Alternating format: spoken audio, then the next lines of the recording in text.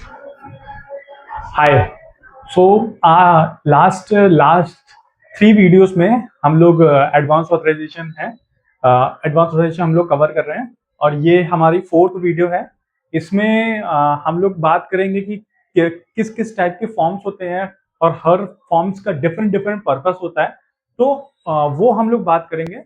इसके पहले हम लोग ने 3 वीडियो कवर किए एडवांस ऑथराइजेशन के बारे में, आप जाके चेक कर सकते हैं। पहली वीडियो में हम लोग ने एडवांस ऑथराइजेशन बैकग्राउंड के बारे में बताया था। दूसरी वीडियो में हम लोग ने एडवांस ऑथराइजेशन के जो मिनिमम एलिजिबिलिटी क्राइटेरिया है, एडवांस ऑथराइजेशन की एक्सपोर्ट ऑब्लिगेशन है, उसके बारे में बात की थी, तो थोड़ा सा बात की थी। इसके बाद हम लोग ने इसके सबसे लास्ट वाली वीडियो में बात की है, 3rd वीडियो में हम लोग क्या क्या बेसिक रिक्वायरमेंट होते हैं आप जब एक्सपोर्ट एप्लीकेशन बनाते हैं, एडवांस ऑथराइजेशन बनाते हैं, तो क्या क्या उसमें बेसिक रिक्वायरमेंट होते हैं। इस बार हम लोग बात करेंगे किस किस टाइप के फॉर्म्स होते हैं, जो अलग अलग हर फॉर्म डिफरेंट डिफरेंट पर्पस पे होता है। तो पहला फॉर्म है हमारा ANF4A। तो ये बेसिकली जब आप नया एडवांस ऑथराइजेशन अप्लाई करते हैं, तो उस केस में ये हम लोग यूज करते हैं, ठीक है। और ये आपका जो है DGFT पोर्टल पे जाके हम लोग उसको फिलअप करके और जो बेसिक रिक्वायर्ड डॉक्यूमेंट्स है लाइक IC GST ये सब डाल के आप अपना ये एडवांस ऑथराइजेशन ले सकते हैं। बाकी जो मैंने डिटेल्स बताई है आपको, वो भी सारी फुलफिल करनी पड़ती है।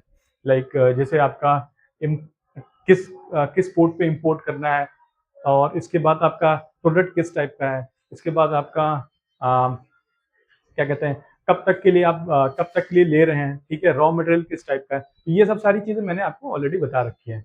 फिर सेकंड फॉर्म पे आते हैं हम लोग, ANF4B, ठीक है। तो जब कभी कभार क्या होता है कि साइन नॉर्म्स जो हमारे हैं उसमें आपके अगर जो रॉ मटेरियल आप मंगाना चाह रहे हैं उसमें अगर लिखे नहीं है, ठीक है, तो हम लोग उसको एडिशनली बनवाते हैं।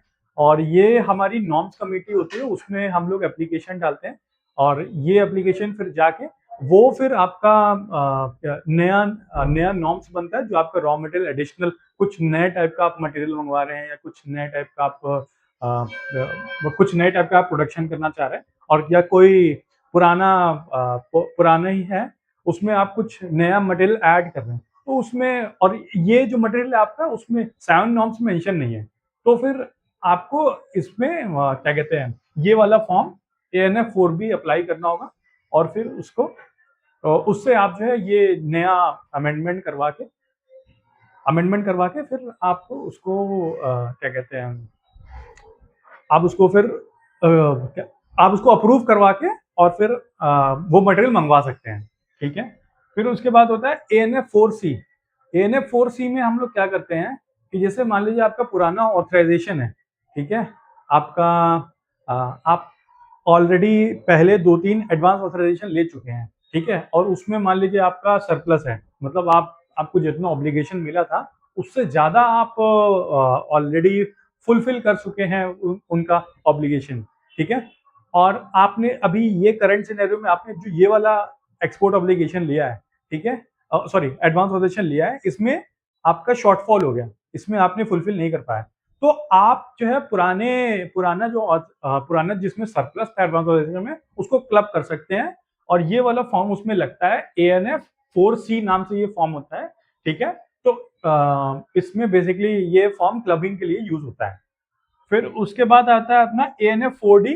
अब जैसे मान लीजिए आपका एक्सपोर्ट ऑब्लिगेशन था 18 मंथ्स का, ठीक है, 2 ईयर्स का, और आप नहीं फुलफिल कर पाए उस ऑब्लिगेशन को, ठीक है।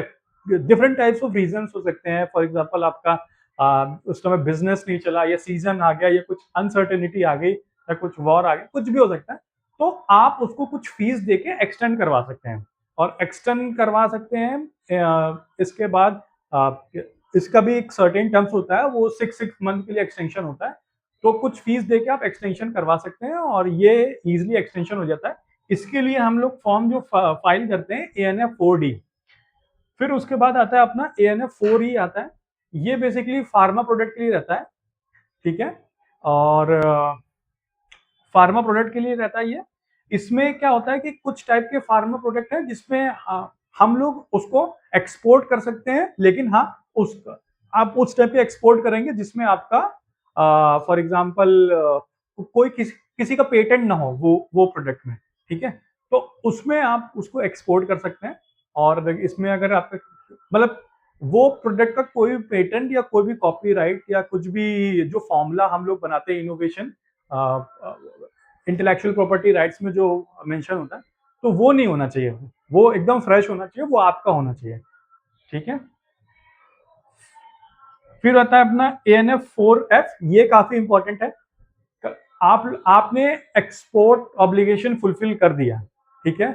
अभी आपने ये सर्टिफिकेट नहीं लिया, ये फॉर्म नहीं फाइल किया, ANF4F, ANF4F, इसमें आपने अगर ये फाइल नहीं किया तो आपका एक्सपोर्ट ऑब्लिगेशन का अकाउंट जो होता है वो खुला हुआ है। तो इसमें प्रॉब्लम क्या आता है कि अगर मान लीजिए आपका ऑलरेडी अकाउंट खुला हुआ है, ठीक है, और आप उसका क्लोजर का सर्टिफिकेट नहीं ले रहे हैं, तो जो सरकार ये देख रही है कि भाई आपने फुलफिल तो कर दिया पर उसको क्लोज नहीं किया। तो फॉर एग्जांपल जैसे इन केस ऑफ लोन, अगर लोन आप रीपेमेंट करते हैं तो आपको उसको उसको लास्ट में जो है क्लोजर सर्टिफिकेट लेना होता है। वैसे ही सेम केस में इसमें होता है, आपको इसमें भी क्लोजर सर्टिफिकेट लेना होता है। और ये एक्सपोर्ट ऑब्लिगेशन क्लोजर सर्टिफिकेट होता है, वो आपको लेना होता है, ठीक है। तो ये मिलता है आपको ANF4F फाइल करने से। इसके बाद आपका आता है ANF4F। अब ये होता है, ये ऑडिट पर्पस के लिए होता है कि कितना आपने इनपुट रॉ मटेरियल मंगवाया था और कितना आपने उसको उसमें वैल्यू एडिशन किया और क्या आउटपुट है आपका। तो ये ऑडिट पर्पस के लिए होता है। ये जो है CA या जो अथॉरिटीज रहती है ऑडिट्स ऑडिटर, उससे हम लोग वेरीफाई करके फिर DGFT या कहीं पे भी रिक्वायर्ड होता है तो वहां पे हम लोग शेयर करते हैं, ठीक है। ये ARO फॉर्म होता है, ये डोमेस्टिक सोर्सेज के लिए सोर्सिंग के लिए होता है। मतलब आपको इंडिया से ही कहीं सोर्सिंग करना है तो आप ये वाला फॉर्म ARO फाइल करेंगे, ठीक है।